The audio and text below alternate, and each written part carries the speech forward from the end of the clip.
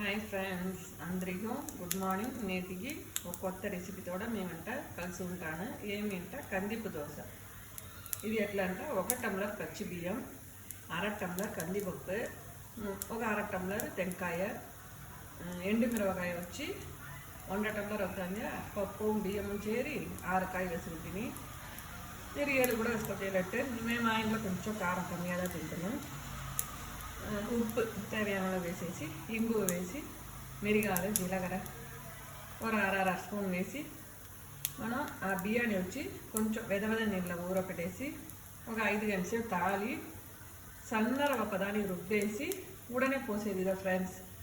దానికి నేను వచ్చి ఈ నార్త్ ఇండియన్స్ పిక్కులు పెట్టి ఉంటుందని అది దాన్ని పెట్టినాను. ఏమింట గ్రీన్ చిల్లీను లజు పూండు వేసి చేస్తుందని కడుగు వేసి అదిగా ఫ్రెండ్స్. ఇది కూడా నా ఛానల్లో ఉంది, అందరం చూసి చేసి చూడ. ఈ దోశ సూపర్గా ఉన్నాయి. ఉల్లిగడ్డ మిరియం, తెల్లగడ్డ మిరియం లేదు ఉల్లిగడ్డ తెల్లగడ్డ తక్కాలి వేసిన ఆ బిర్యానీ చట్నీ సూటబుల్గా ఉన్నాయి. కందిపు దోశ ఈ మెథడ్లో టేస్ట్ ఉన్న ఫ్రెండ్స్. Thank you.